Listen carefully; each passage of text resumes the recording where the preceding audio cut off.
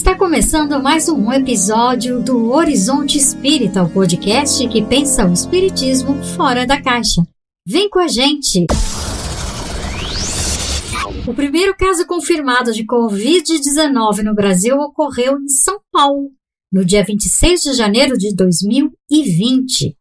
Um homem de 61 anos que tinha viajado para a Itália entre o dia 9 e 21 de fevereiro foi considerado o primeiro registro de contaminação da doença no país. Já no mês seguinte, a Organização Mundial da Saúde declarou oficialmente que o mundo passava por uma pandemia, obrigando os países a tomarem uma série de medidas para minimizar os efeitos devastadores do vírus batizado de SARS-CoV-2.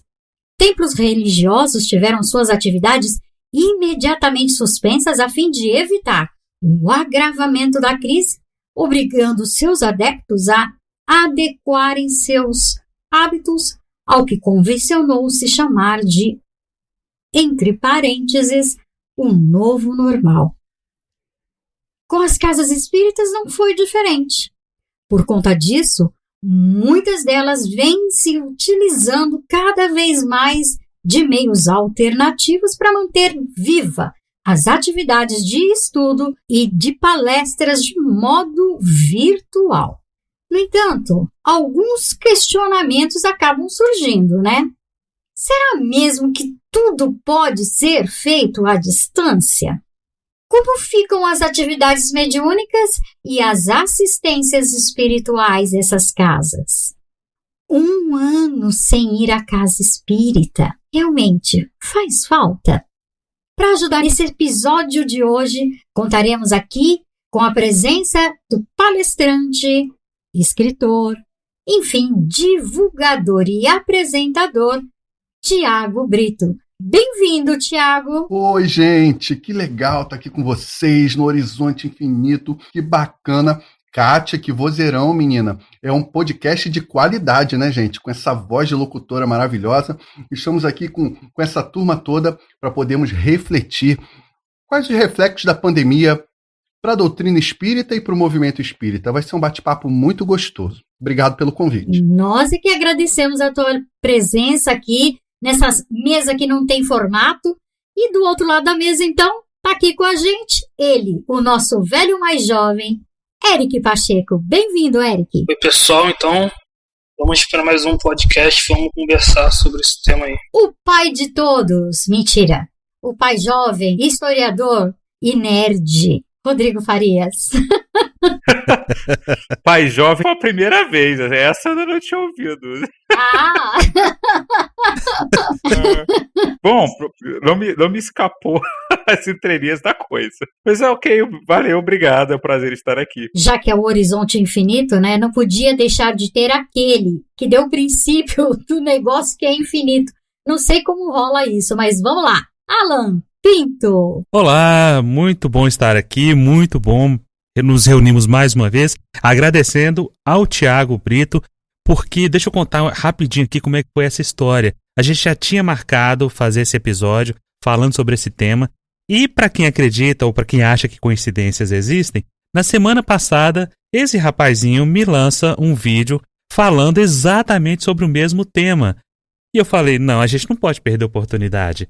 Vamos convidar esse menino e vamos ver se ele aceita. E ele aceitou, né? Muito obrigado, Tiago, pela sua participação aqui. Eu tenho certeza que vai enriquecer sobremaneira o nosso episódio de hoje. Então, qualquer coisa, qualquer besteira, qualquer bobagem que eu falar, a culpa é do Alan, a responsabilidade é toda dele. Sim, a culpa é de quem começa a brincadeira, não é? Não, eu aceito levar isso lá em conta no meu caderninho na parte de débitos, não tem problema. Vamos lá, quem começa aqui esse bate-papo gostoso a respeito disso que a gente está vivenciando, que é algo histórico, né? Querendo ou não, apesar de ser uma tragédia, é uma tragédia histórica, é algo que talvez os nossos tataranetos vão dizer, meu Deus, como foi isso? Mas que a gente ainda está no meio da coisa toda, vamos dizer assim, né? Quem começa? Se for polêmica, vale a pena. Manda. A gente percebe que as casas espíritas são uma das poucas instituições ou organizações que têm mantido sistematicamente o isolamento.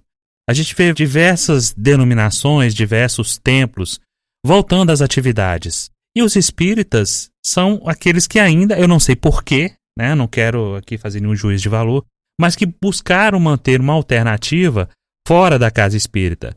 E a gente tem visto muitas casas adotando o método de fazer reunião, palestras virtuais.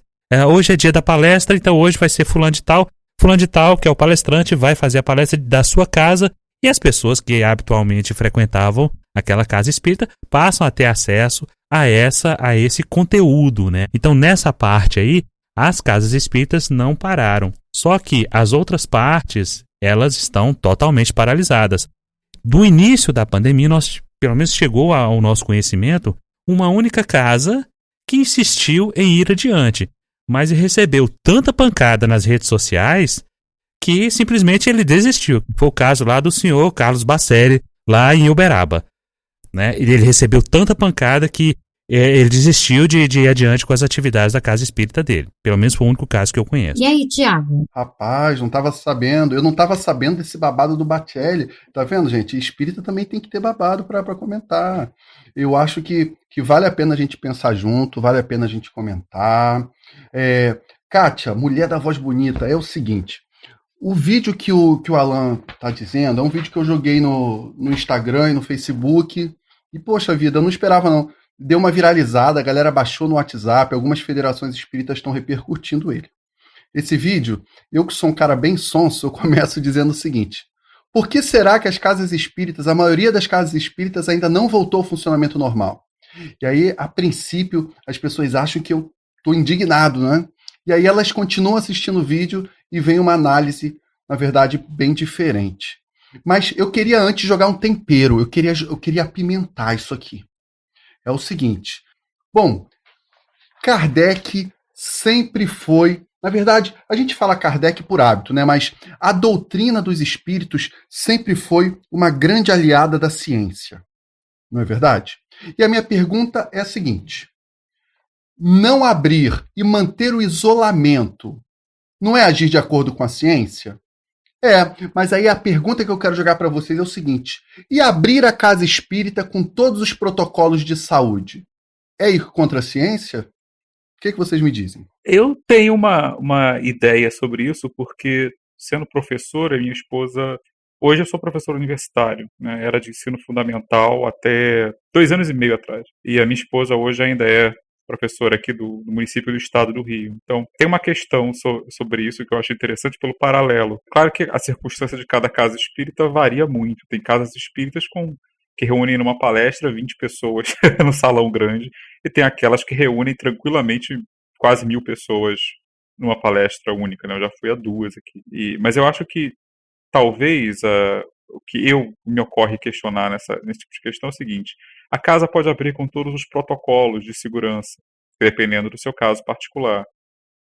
Mas eu fico me perguntando, ok, lá dentro tem o protocolo de segurança, e para a pessoa que chega até ela? Porque, por exemplo, eu moro perto de uma rua de grande movimento, eu não tenho carro. Então eu sempre olho os transportes públicos aqui no Rio de Janeiro. E passo o BRT, famoso BRT, né, aqui na minha esquina. E toda vez que eu olho o BRT no horário de fim de tarde, eu fico pensando, isso é um covidário. Essa pandemia não vai passar nunca se depender da colaboração desse tipo de sistema. Porque você pode ir para um lugar seguro, mas dependendo de onde você está saindo e do horário, o meio para você chegar lá não necessariamente é. Eu imagino que muitas casas espíritas recebam pessoas que morem nas proximidades, então teria uma certa facilidade para ir. Mas eu não sei se é o caso sempre, especialmente das maiores. Eu sei que, por exemplo, nas escolas é uma questão que me perturba muito. Porque quando eu olho aqueles ônibus passando na minha esquina e eu olho para dentro deles, eu vejo ônibus muito cheios, um bocado de gente sem máscara ainda lá dentro, mesmo com os ônibus, aqueles todos vedados, né, com ar-condicionado, que não deveriam ser. E eu sei que é um problema crônico e não vai ser resolvido. Porque não foi em um ano de pandemia e não será agora. Então, acho que cada casa vai ter seu caso específico, mas dependendo do contexto, a segurança e o protocolo dentro da casa não sei se é exatamente o suficiente pensando do ponto de vista da preservação dos próprios frequentadores. Quem tem carro vai tranquilo. Quem não tem, já não sei. E dependendo da relação que a pessoa tenha com a casa espírita, eu fico me perguntando se, caso a casa abra, se ela não vai querer correr o risco. Porque tem pessoas que não se importam de ter palestras com Zoom, mas tem aquelas que acham que o passe tem que ser personalizado e obrigatório e regular, né? Que tem uma relação diferenciada com o estar na casa. Né? Enfim, é o que me ocorre. No meu caso, eu sou aqui do Rio e trabalho no centro. A CERJ, né, que é a federação aqui do Rio, ela fechou, né, ela recomendou, né, o fechamento dos centros por conta dessa questão que o Rodrigo falou de você ter que chegar ao centro, né. Então, a princípio tinha abrido as palestras, mas depois fecharam, e os estudos ficaram fechados sempre, né, porque eu estudo numa sala mais reclusa. Acho que a maioria dos centros se adaptou a fazer pela internet, né, pelo Zoom, pelo Meet. Eu acho isso bom até porque o movimento espírita antes disso acabava não percebendo tanto a importância da internet e acabou tendo uma mudança nesse sentido. Eu acho que foi um marco, né? Uma ruptura do que se convencionou fazer como atividade espírita, né? Agora, o que o Rodrigo falou aí é sério, porque tem gente que é viciada em passe. Essas pessoas seguramente estão sofrendo muito com a pandemia. Quem gosta de estudo, quem gosta de assistir uma palestra, de uma reflexão, talvez não sinta tanto porque tem alternativa. Mas aquele que é viciado em passe, em água fluidificada, meu irmão, esse aí deve estar louco para as atividades da Casa Espírita voltar. Olha, eu tô morrendo de medo de me tornar um convidado inconveniente. Porque, à medida que cada um foi falando, foi me dando vontade de trazer alguma coisa. Eu tô com medo de fazer uma fala de meia hora, mas eu juro que eu não vou fazer. É o seguinte... Pode fazer, Tiago, você é o convidado, então o convidado pode tudo. Não. Inclusive, eu tô curioso para conhecer Rodrigo e Eric, que são aqui da minha área, hein, do Rio de Janeiro. Mas então, é o seguinte, pessoal, eu quis provocar essa questão do protocolo, né, porque eu fui convidado por algumas casas para fazer presencial. E eu senti o desapontamento de alguns companheiros, sabe? Inclusive, uma dessas casas que me convidou é uma casa que dá seguramente, no mesmo dia, mais de 1.000 pessoas frequentando. E aí a direção, graças a Deus, entendeu que era melhor fazer online e fizemos online. O que acontece, meus amigos? Primeiro, dizer que a gente só vai falar com uma parte do público, porque parte dos nossos ouvintes são queridos negacionistas que não veem esse risco todo. Inclusive, alguns companheiros espíritas brincando com a questão do suicídio indireto, que são aqueles irmãos que querem se atirar, né, fecham os olhos e se atiram mesmo, acreditando apenas num destino inevitável, ignorando a responsabilidade, ignorando o livre-arbítrio. Não é? Então, para esses irmãos, eu já deixo aqui muito humildemente esse conselho, de buscar, inclusive, em O Livro dos Espíritos, e eu não sou aquele catedrático que vai citar a questão, mas a questão do livre-arbítrio, do suicídio indireto, porque a escolha é nossa.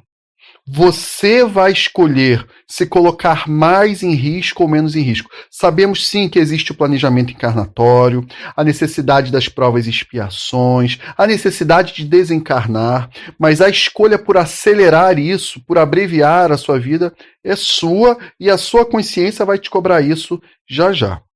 Então, primeiro item que eu queria dizer é esse. O segundo é o seguinte. Na minha vida profissional, gente, deixa eu fazer uma fofoca para vocês. Eu trabalho com prevenção de acidentes, com segurança do trabalho. Não existe risco zero.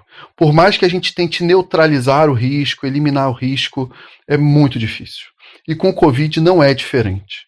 Por mais que a gente faça protocolos que a gente entenda que sejam razoáveis, medidas preventivas, o risco zero não vai existir. Eu vou dar um exemplo para vocês. Por exemplo, tem uma casa espírita aqui no Rio de Janeiro que fez um negócio que eu achei muito legal. No salão cabem 500 pessoas. Eles não reduziram para metade, não. Eles reduziram para 1/5 a capacidade. Ou seja, só 100 pessoas podem entrar previamente inscritas. Ou seja, o distanciamento vai ser respeitado. Ok. As pessoas ficam 3, 4 cadeiras de distância uma da outra, pulando fileiras, enfim. Álcool gel, medição de temperatura. Não pode se tirar nem a máscara nem para beber água. Se você quiser beber água, você tem que sair da casa espírita para poder abaixar a máscara. Achei interessante. Mas é uma casa espírita que fica numa área abastada, as pessoas não precisam de transporte público. Algumas vão saltar de motorista particular na porta. Então, quando a gente pensa no transporte, que é sempre muito cheio, já existe a primeira exposição. E a segunda é o seguinte, eu tava louco pra voltar, sabe?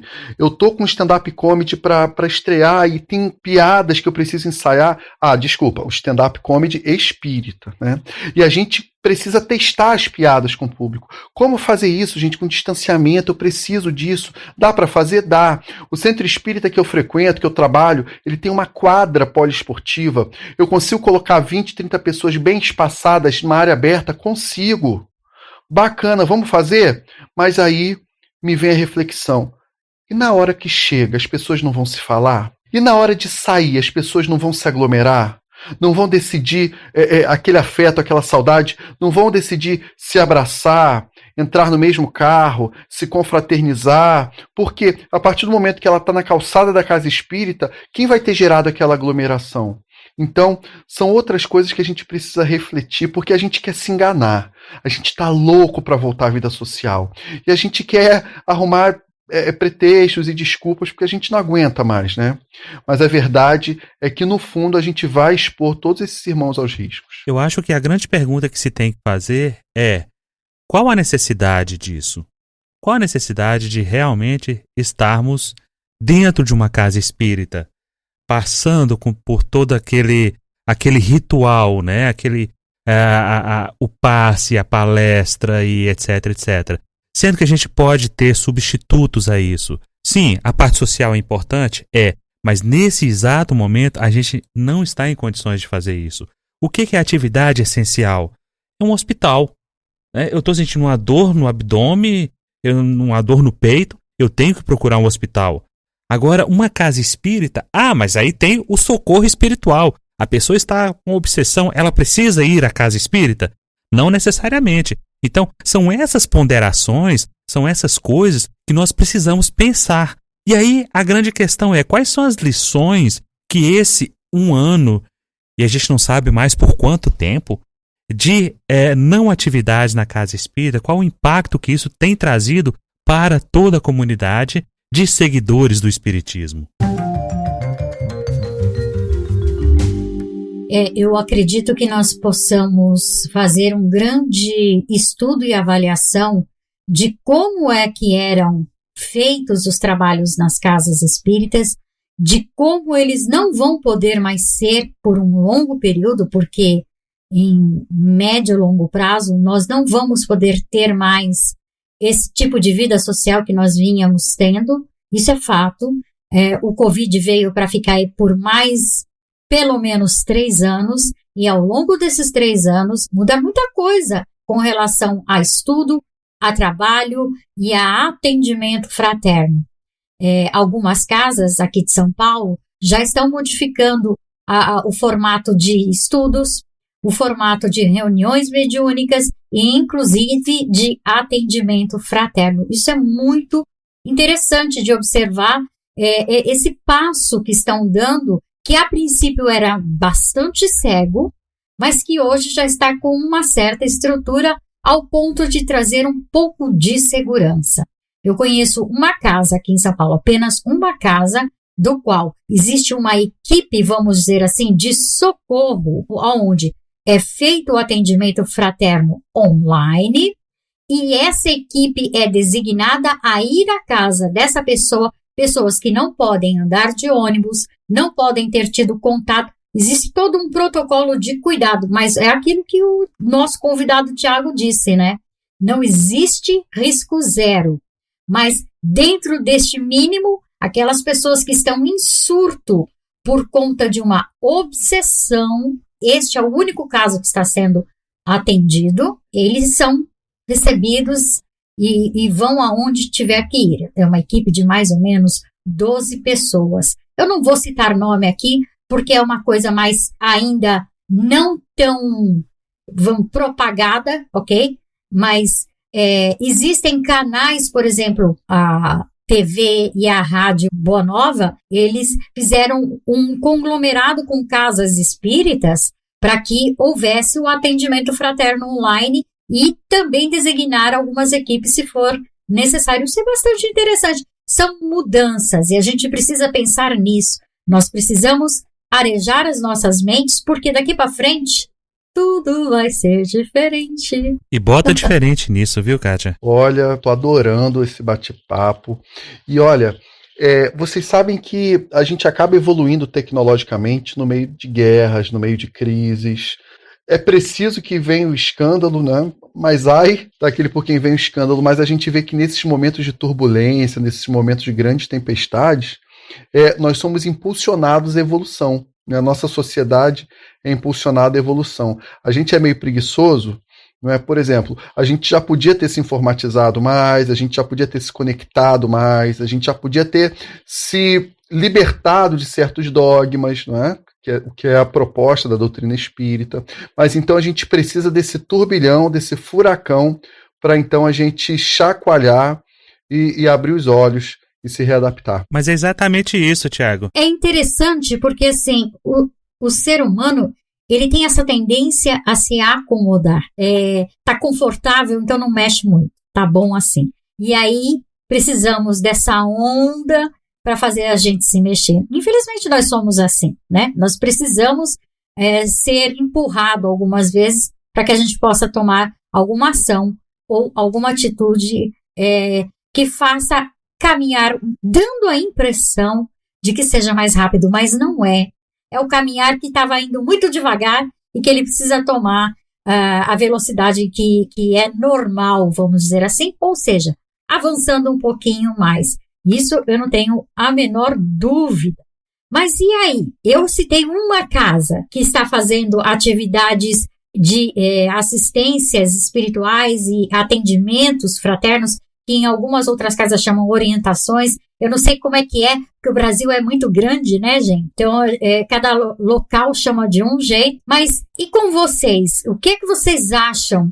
É possível haver atividades mediúnicas online? Olha, segundo Kardec, sim. Segundo a FEB, não. Por quê? É lógico, Kardec não falava nesses termos. Mas quando Kardec fala em comunhão de pensamento, e se você entende comunhão de pensamento como estar ali juntos, unidos no mesmo ideal, o meio em que essa comunhão se dá é presencial ou pode ser virtual, porque tudo vai pegar carona no tal do fluido cósmico universal. Então, nós passamos muito tempo acomodados e nada melhor do que uma crise, um flagelo para promover o progresso. Por mais que nós não aceitemos isso, o que essa pandemia está trazendo para a gente é um aviso. Olha, está na hora de vocês repensarem como vocês têm feito as coisas.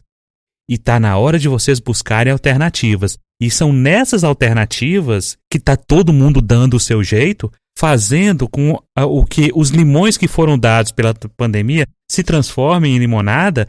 E aí está todo mundo se virando. Então não era hora da gente voltar a pensar nisso, porque, gente, você pega um dirigente de uma casa espírita, ou dono de um centro espírita, como queiram, antigo, ele vai dizer para você que não pode. Eu ouvi um episódio do Spiritcast em que alguém contou o caso de que, antes da pandemia, né, qualquer coisa desse tipo, eles propuseram de transmitir os estudos da casa online. O dirigente da casa não deixou, porque ele disse que se fizesse isso, ninguém ia mais à reunião. Quer dizer, nós estamos com mentes voltadas lá para a era medieval, em que a casa espírita é o templo, e esse templo é proteção. Aliás, a FEB emitiu um comunicado falando sobre as inconveniências de uma reunião mediúnica online, em que uma das justificativas é justamente essa. Você não pode utilizar o celular para fazer uma reunião mediúnica, porque o celular não tem as estruturas que um centro espírita tem. E aí a gente vai voltar naquela velha história que sempre é utilizada, né? Olha, você é médium, você está na mediúnica e quer sair? Cuidado, não saia, porque lá fora você não tem proteção. Lá fora tá cheio de obsessor. Como se dentro das casas espíritas também não estivesse cheio de obsessores aí, à solta, fazendo o que quer com todo mundo. Só uma parte, Alan, você me fez lembrar a época das cestas de Vime de Kardec, quando ele mesmo duvidou e disse, tá louco agora? Uma mesa vai falar? Uma cesta de Vime vai vai escrever? Pelo amor de Deus, né? Um celular vai participar de uma reunião mediúnica? Ai, Febe, pelo amor de Deus, né? É bem lembrado, Kátia. O celular, né, o computador, a webcam é a nossa cesta de Vime, né? A Corbel, que ninguém acreditava. E muita gente continua não acreditando que é possível se estabelecer uma comunicação através disso. Gente, a gente precisa entender o que é fim, objetivo, e o que é meio. Qual é o fim? O fim é você estabelecer uma comunicação, você proporcionar o aprendizado, você trocar ideias com o mundo espiritual, com o mundo material. E o meio é o quê? O meio ou é a pena, ou é a Corbel, ou é a lousa, ou é a psicofonia, ou é a psicografia. É só isso. Ou o telefone celular. Eu vou aqui ler o que o Tiago acabou de escrever pra gente aqui. Ansiedade me define.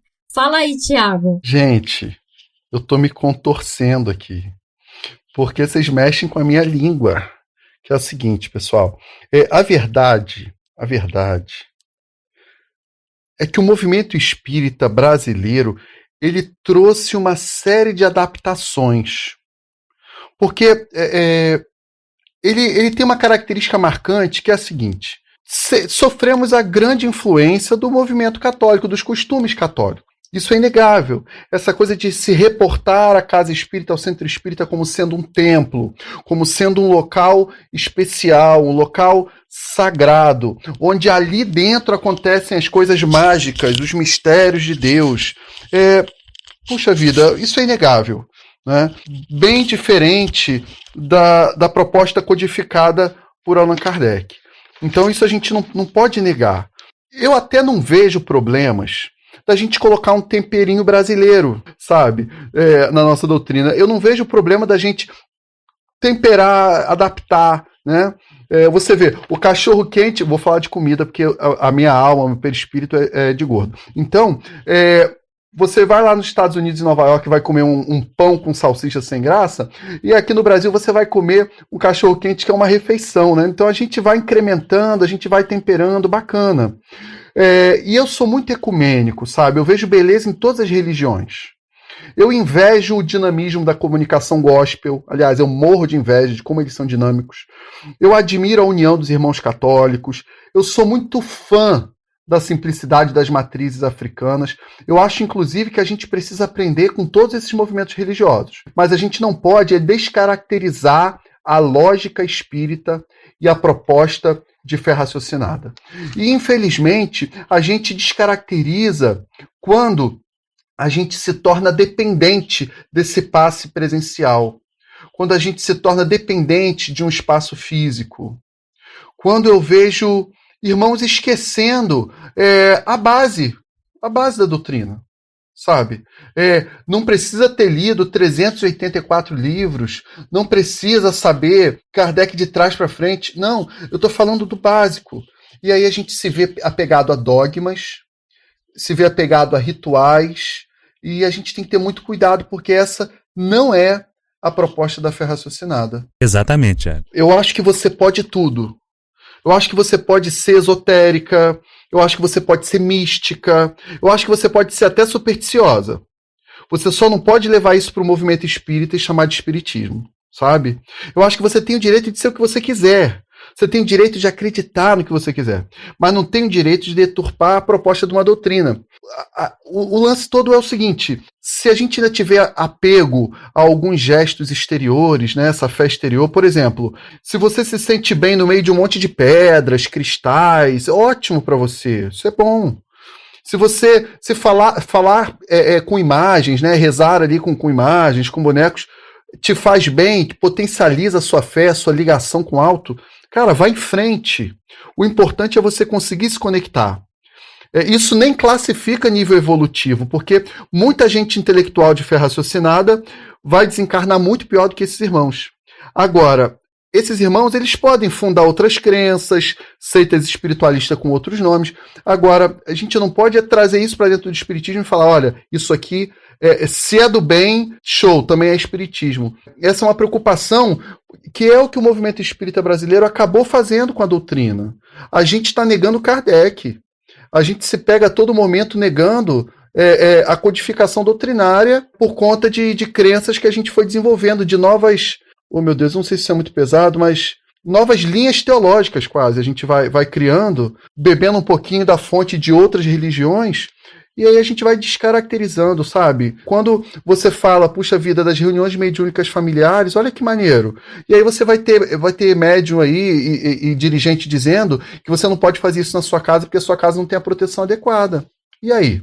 É aquela necessidade do templo, entendeu? É só falar, alô, atenção, você está criando uma nova religião, isso não é espiritismo, não. Queria só ressaltar a importância das reuniões familiares. A gente já fez podcasts aqui falando sobre isso, né? E interessante que a gente tocou nesse tema, né? E realmente é isso tudo que foi dito, né? Uma influência católica, o centro se tornou realmente um templo, né? Enquanto Kardec lá você tinha reuniões familiares muitas na França naquela época, e Kardec até fala que é até melhor, o ideal, porque as reuniões familiares você tem aquela intimidade, aquele vínculo, que às vezes num grupo maior, com muita gente, acaba não tendo, e o que vai se garantir a reunião é exatamente o vínculo moral, não o contato físico, né? Então por isso que as próprias reuniões virtuais também são aceitáveis. Eu só queria passar uma referência que eu acho muito legal, que é a Revista Espírita de 1859, de setembro, O Lar de uma Família Espírita. Esse caso é muito bonito. É o caso de um pai que faleceu e os filhos têm contato desde cedo, em casa mesmo, com o pai desencarnado, dando comunicações. E as crianças crescem tendo essas comunicações.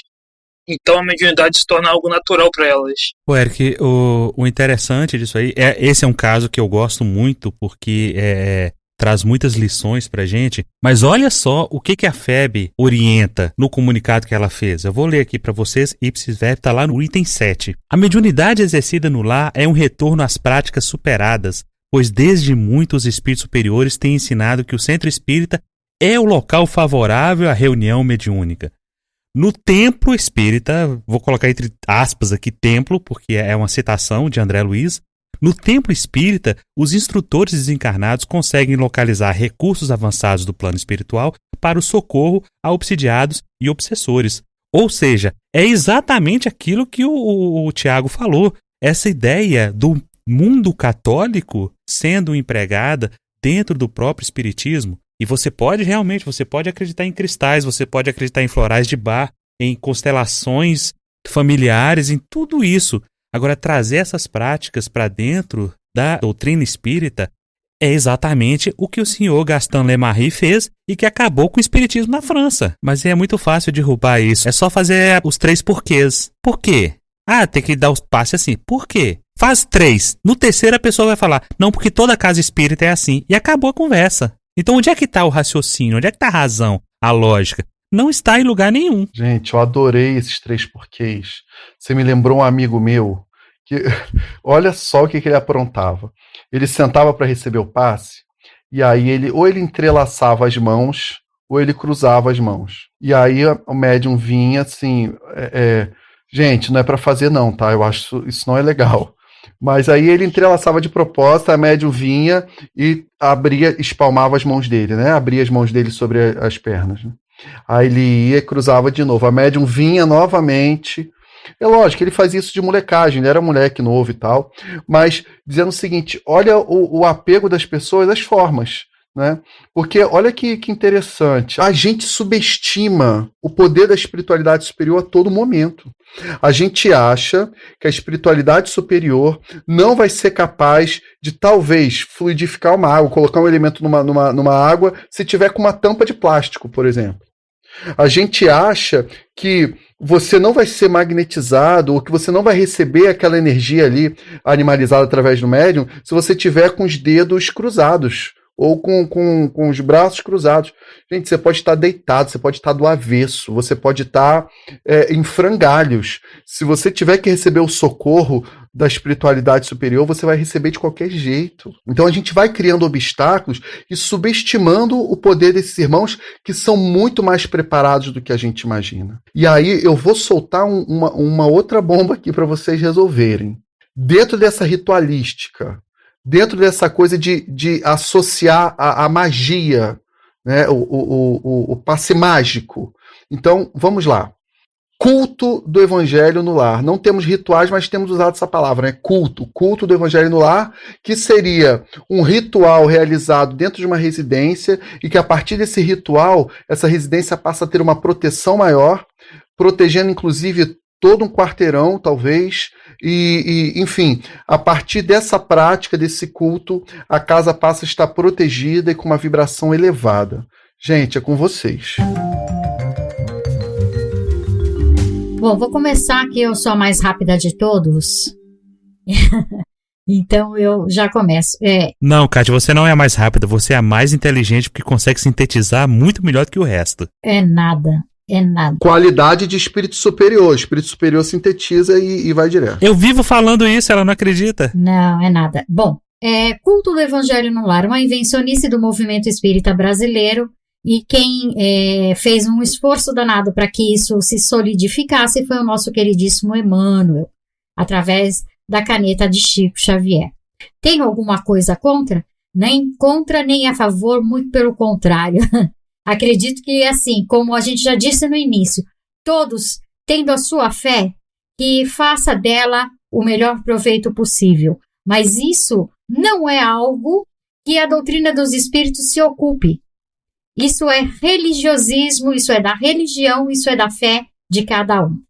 Culto do evangelho no lar, a gente pode entender, talvez, ou buscar esclarecer de outras maneiras, como o estudo, como uma reunião familiar, onde se busca estudar e não ler o Evangelho segundo o Espiritismo, como a Bíblia Espírita, como se tornou no movimento espírita brasileiro, onde se lê a letra morta e não se tira dali ensinamentos que são as consequências morais e não precisa de hora, nem dia, nem lugar.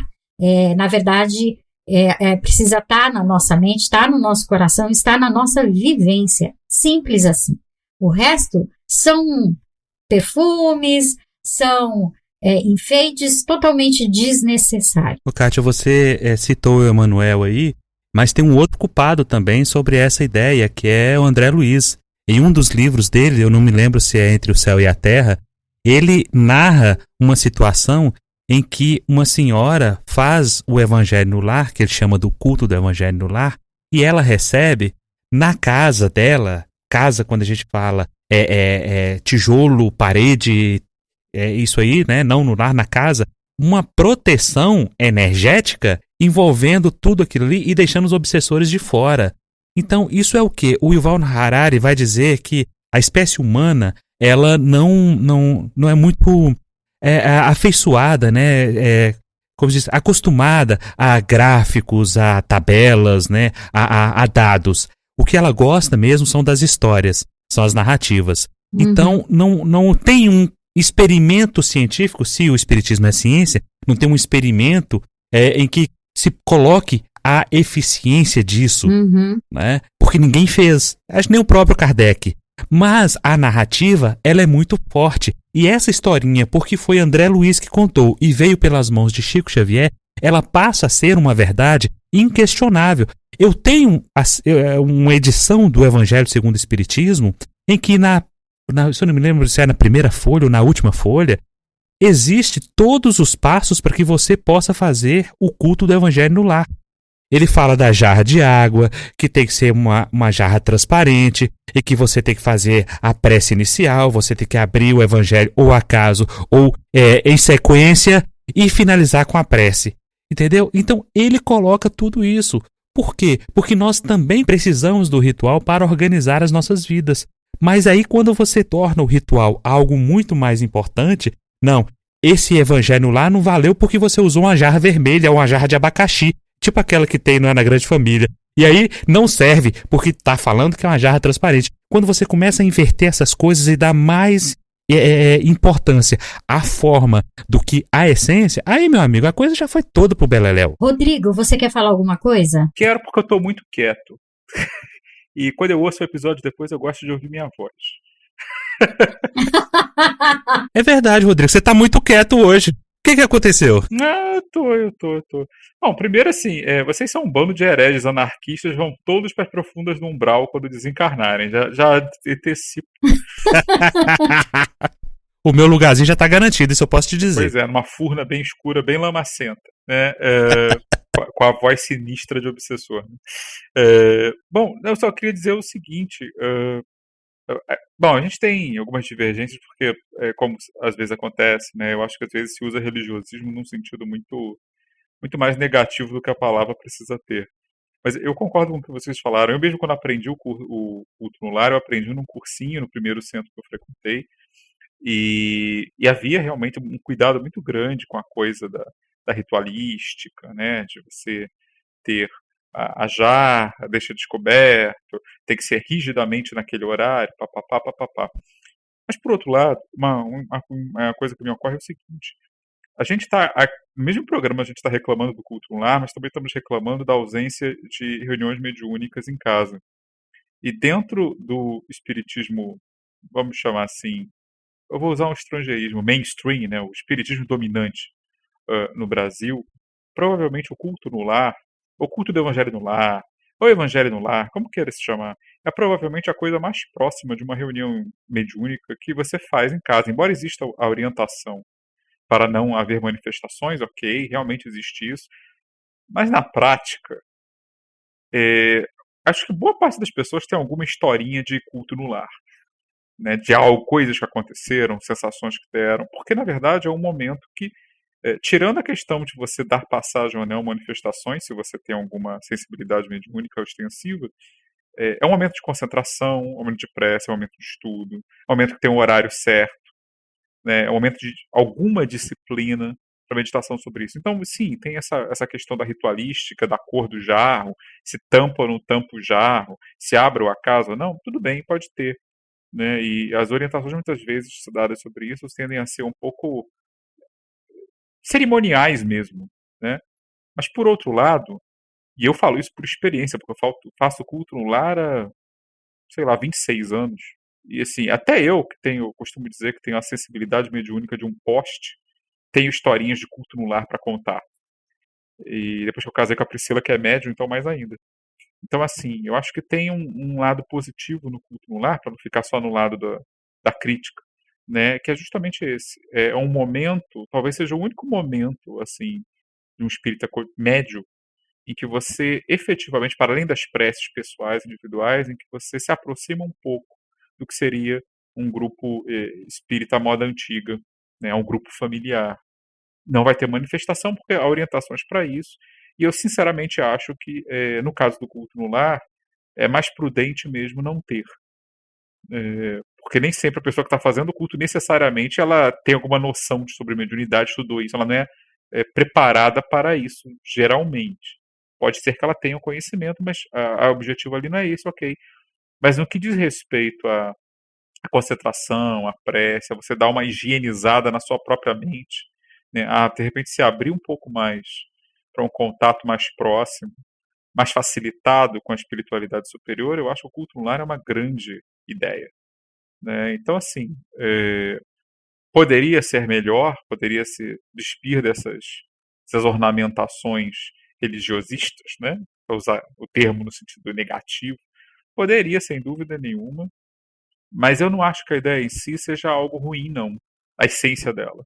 Pelo contrário, eu acho que se não houvesse o culto no lar, a ideia, talvez que a gente está reiterando aqui, como a gente já falou disso, de grupos espíritas domésticos, seria mais difícil ainda, porque nem sequer teria uma cultura sobre a qual se basear.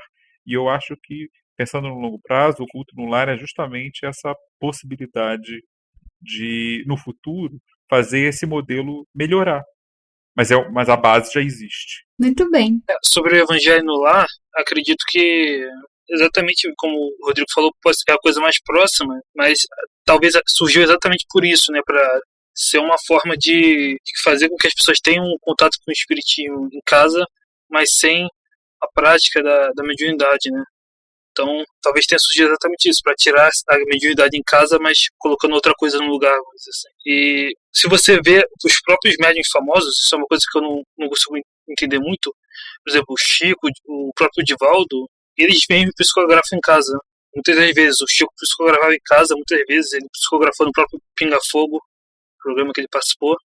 Então, é curioso isso, como os médiuns famosos do momento psicografavam todos em casa, mas as pessoas normais não poderiam, né? Na visão do momento. Então, Eric, a gente precisa lembrar o seguinte: doutrina espírita é uma coisa, movimento espírita é outro. Eu entendo que a gente tenta seguir a doutrina espírita. O movimento espírita é confuso, é atrapalhado, porque é feito de pessoas imperfeitas como nós. A gente está sempre tropeçando nas próprias pernas, e aí a gente acaba se confundindo. Mas na doutrina espírita, quem falou para não exercitar a mediunidade em casa? Onde está escrito isso? Kardec vai dizer para você treinar a psicografia em casa. Começa lá devagarzinho, com 1 minuto, 2 minutos, 5 minutos, 10 minutos, até você conseguir produzir material e depois levar para análise no crivo da razão. Então, eu tenho casos, gente, eu viajei. Qualquer hora eu vou ter que colocar isso num papel ou num outro bate-papo. O Rodrigo falou e eu me lembrei, eu tenho acho que pelo menos uma dezena de histórias deliciosas que aconteceram no estudo do Evangelho do Lar. Aí só para provocar, eu prefiro falar estudo do Evangelho no Lar, porque a realização dele é muito mais benéfica do que maléfica. Faz muito bem. O problema é quando a gente transforma isso num culto mágico, sabe? Aquela história de que a sua casa vai ser protegida, inclusive todo o seu quarteirão, as casas em volta vão ser protegidas. A partir de agora, você fazendo esse, entre aspas, culto, você não tem mais briga no casamento, tá bom? Não tem mais bronca no filho, vai ficar todo mundo harmonizado. Olha que maravilha. E, gente, meu Deus, é até complicado porque a gente não tem o direito de tirar a fé das pessoas, então a gente tem que falar com jeitinho. Quando a gente vai refletir o evangelho dentro de casa, só vai fazer bem. Se puder fazer isso em família, então, olha que delícia, todo mundo refletindo junto, mas não tem poder de mágica. Vai melhorar o clima na sua casa à medida que nós conseguirmos produzir uma atmosfera melhor dentro de casa. Com mais paciência, com mais colaboração, um aturando a chatice do outro, mas não é num passe de mágica. Não é porque uma vez por semana você faz uma reunião com meia hora de duração. Não é. Então é só isso. É tirar essas fórmulas mágicas. Né? A doutrina espírita não acredita nessas fórmulas mágicas. E, puxa vida, já aconteceu no meu estudo do Evangelho no Lar, a minha mediunidade se desenvolveu muito, tá, Eric? Nas minhas primeiras reuniões, já tivemos fenômenos físicos, já tivemos psicofonia, já tivemos coisas lindas que com certeza ajudaram a mudar a minha vida. Mas a gente precisa tirar essa varinha de condão, essas coisas que acontecem num passe de mágica, porque aí é mentira, né? A gente não acredita, a doutrina espírita não acredita nisso. Mais do que não acreditar, a doutrina espírita explica que isso não existe, que isso é uma crença limitante, é uma crença da qual as religiões fazem uso. Não existe. Como especialista, eu posso garantir. Isso não existe. Muito bem. Gente, agora é o seguinte, para finalizar, esse um ano é compulsório, porque não é da vontade de ninguém, quais são as lições que nós aprendemos em um ano sem atividade na casa espírita? Para mim, a maior delas é que, sim, existe vida fora da casa espírita. O estudo no lar é uma dessas alternativas, o estudo online é outra alternativa. Só que eu tenho uma teoria a respeito disso. Muitos dirigentes antigos, que têm ainda aquela mentalidade bem retrógrada, pretendem manter o monopólio da atividade, principalmente da atividade mediúnica, nas mãos, na casa espírita dele. Daí a orientação de você sempre, a todo e qualquer custo, você chega a ser quase proibido ter uma atividade mediúnica durante o Evangelho no Lar, por exemplo. Porque o dia que esse pessoal todo descobrir que eles podem praticar o espiritismo em casa, como fazia esse artigo belíssimo que o Eric citou, daquela família que recebia o pai desencarnado toda semana, e ele perguntava a cada um dos filhos o que tinha feito, e eles diziam, e ele falava o seguinte: olha, aquele que aprontou, se aprontar de novo, eu não venho aqui na semana que vem.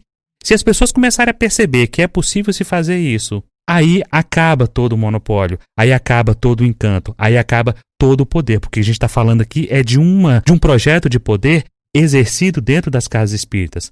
Alan, mas você está exagerando, não é bem assim. Olha, pode ser sim exagero meu, pode ser paranoia minha, mas faça uma observação. Observem como eram as coisas na sua casa espírita, como estão agora. Esses dirigentes, esses donos de centros, esses médiuns, essas figuras imponentes dentro do movimento espírita estão desesperados porque eles não têm mais como exercer qualquer tipo de influência daqueles seus liderados. Meu Deus, Alan praticamente um herege, querendo dar a entender que fora da casa espírita há salvação. É isso, Alan? Mas é exatamente isso, meu caro. E você também é herege por ter repetido isso, viu? Ah, meu pai. Olha, eu posso fazer então uma consideração final aqui rapidinho? Eu acho que esse isolamento, ele escancarou as nossas carências, né? As nossas carências afetivas, carências sentimentais e também a nossa necessidade de viver em sociedade. Então, a gente não pode confundir. A gente não pode confundir que a casa espírita é a nossa salvação, que fora da casa espírita, fora da igreja não há salvação, né? É o seguinte, a gente sente falta do convívio, eu sinto falta das relações, das companhias, sabe? Então, sentir falta desse fluxo, desse calor humano, ok. Agora, achar que a sua fé, que a sua espiritualidade depende do centro espírita, aí não. Então, poxa, levanto aqui a plaquinha. Eu sou super a favor de reunião mediúnica com planejamento, com cuidado, com estudo. Online, sim. Não sou contra, não. A FEB vai ficar chateada. Tem uns vídeos meus saindo lá no canal da FEB. Eles vão ficar chateados comigo. Mas não tem problema, porque a gente está numa doutrina que não existe hierarquia e nós somos livres pensadores. Então, Feb, eu gosto muito de você, um beijo. Então, eu sou muito a favor, sabe? Dessa libertação dessas amarras. É meio que rebeldia, né? Uma fé meio rebelde, meio radical. Então, a gente pode fazer culto online? A Kardec diz que sim, sabe? Pode se espiritualizar em casa? Pode, puxa vida, lógico que pode. Então, pode estudar, pode se desenvolver, lógico que pode. Agora, eu acho que o que a gente sente falta mesmo, e se Deus quiser, a gente vai retornar, é dessa convivência, de ir lá falar mal do outro, entendeu? De reencontrar esses irmãos de caminhada, de fazer comentários fraternos, né? Tudo nosso é fraterno, um abraço é fraterno, é tudo muito fraterno. E, se Deus quiser, isso vai voltar e a gente vai ter a sensação, porque lá a gente se confraterniza e a gente olha para o outro e fala, olha aí, tá no mesmo barco que eu, estamos estudando juntos, estamos nos reencontrando. Então eu acho que é isso, gente, essa seria a minha consideração final. Sentimos falta dessa confraternização, desse companheirismo, mas que não sintamos falta dessas falsas amarras que teimam em nos prender. Bom, eu só gostaria de dizer que eu tenho a impressão de que a Mentidão vai passar discutindo e pensando esse assunto o resto desse ano, porque do jeito que a coisa anda, ainda vai levar um tempo até tudo se normalizar como a gente gostaria. Então, queria deixar um convite a todos que porventura estiverem nos ouvindo para aproveitarem esse tempo forçado, né, longe. Por mais que a gente tenha, eu também tenho saudade das pessoas, saudade de poder interagir com as pessoas sem, de repente, o medo de um comentário ser mal entendido, porque a seco, por escrito, dependendo do contexto, às vezes é ruim, né? Gera mal entendido, isso é coisa de rede social e tal.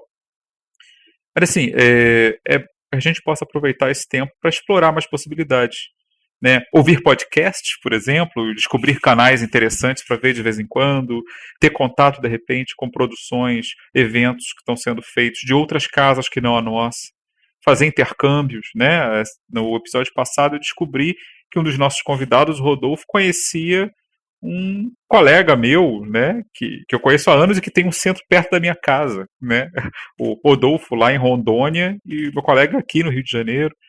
Então é muito bom fazer esses intercâmbios. Eu acho que o ser espírita, sabendo aproveitar, quando a pessoa tem os meios, né, para isso, uma conexão razoável à internet, você pode descobrir muitas coisas que talvez de repente, indo para aquela rotina do centro, a gente não pudesse descobrir. Crise e oportunidade, não é assim que se costuma dizer? Então, que a gente possa aproveitar para enriquecer a nossa visão do próprio espiritismo. O Brasil é grande, né? E o movimento também tem muitas possibilidades diferentes. possamos aproveitar isso. Eu só queria agradecer mesmo ao Thiago, a todos, né? E é isso, a gente pode continuar estudando e praticando espiritismo, enfim, fora do centro, em casa, pela internet. É isso. Muito bom. Eu vou fazer as minhas considerações finais e quem vai encerrar o episódio de hoje vai ser o Alan, ok? Bora lá. Eu adorei a conversa de hoje, a troca de ideias, a discussão, o debate, o nome que vocês quiserem dar. Adorei a presença de todo mundo aqui. Foi um prazer imenso te conhecer, Thiago. Eu quero te conhecer pessoalmente. Não vejo a hora desse isolamento social acabar, porque a primeira viagem que eu vou fazer vai ser para o Rio de Janeiro. E aí eu vou fazer aquela, como é que chama? Parada em todos os locais. Casa do Eric, casa do Rodrigo, casa agora do Thiago. Tem uma par de outras pessoas que eu quero conhecer aí do Rio de Janeiro. Nossa, eu não vejo a hora de poder fazer isso. E aí depois, quem sabe, eu dou um pulinho em Ipanema. Mas não é a Ipanema do Rio, é a Ipanema lá de Minas Gerais, porque também quero conhecer pessoalmente o Alan. Eu não aguento mais esse isolamento, não aguento mais. Beijão para todo mundo que está aqui participando, que está aí do outro lado também participando. Foi um episódio muito, muito gostoso. Muito obrigada. É isso aí, pessoal. Thiago, meu amigo, muito obrigado pela sua participação. E agora, claro, a gente está falando com um comunicador espírita, é hora do jabá, é hora do comercial. Thiago, fala, solta o verbo, meu amigo. Aproveita que a hora aqui já tá paga. Ai, gente, que bom. Então, olha, quem quiser trocar uma ideia comigo, tem lá as redes sociais, no Instagram, no Facebook, Thiago Brito, tá? Acompanhar a gente tenta fazer um espiritismo assim com uma comunicação leve, sabe? A divulgação dessa doutrina, que é uma doutrina que me auxilia tanto. Eu que sou um cara tão doente, eu que sou um cara tão necessitado, encontrei no espiritismo essa luz aí de oportunidade de aprendizado, de resgate e tudo mais. E aí a gente tenta fazer uma comunicação assim leve, muito simples, e aí você pode ouvir isso no Conexão Espiritismo, que é o nosso programa na Rádio Rio de Janeiro, tá bom? Que vai ao ar toda quinta-feira, 15h30. Tem os programas também, o Cozinha Espírita, que é uma série de 10 programinhas na Rede Amigo Espírita, que a gente fez agora durante a pandemia, misturando culinária e doutrina. Na verdade, é muito legal. Aí a gente vai para a cozinha falar um pouquinho de espiritismo. Temos também o programa Espírito Amigo, onde a gente conversa com grandes irmãos aí do movimento espírita, contando seus causos, suas histórias, suas vivências. E os nossos livros, poxa vida. Você pode aproveitar essa pandemia para ler, para estudar. E aí a gente tem o Diário de um Quase Anjo, que é um amigo espiritual que vem contar como funciona o trabalho desses amigos anjos da guarda, né? Esses espíritos protetores aí, explicando como é que funciona o trabalho deles no dia a dia, bem legal. E também o Médico das Almas, Jesus como nosso médico e nós como os pacientes nesse planeta hospital, tá bom? Gente, é isso. Obrigado, brigadão, amei estar aqui com vocês. Kátia, vai ser super bem-vinda, venha de verdade, tá bom? Um beijo no coração e muito, muito obrigado pela paciência e pela audiência. Viva Jesus! É isso aí, meu caro. E deixando também para os nossos ouvintes, porque tem gente reclamando, mandaram comentário pra gente essa semana, que não consegue comentar, não consegue interagir.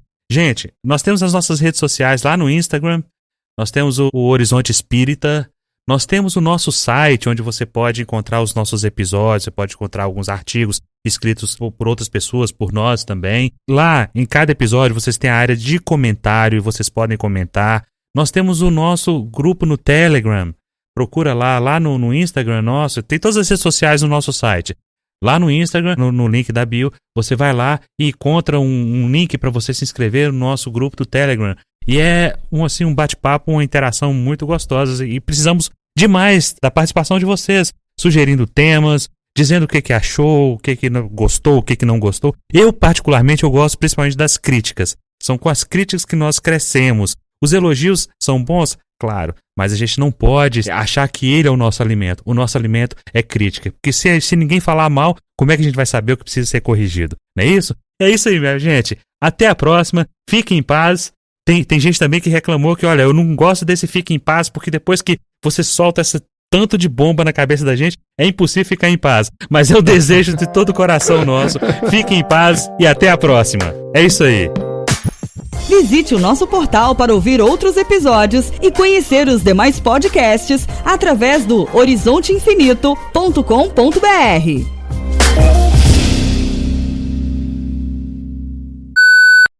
Só o Horizonte Infinito para me fazer perder noite de Big Brother, noite importantíssima, porque, gente, eu sou isso aqui, eu ainda sou um espírito atrasado, apegado a essas futilidades, ainda gosto de me entreter com reality shows como Big Brother, só vocês mesmo, mas valeu a pena demais, foi uma delícia.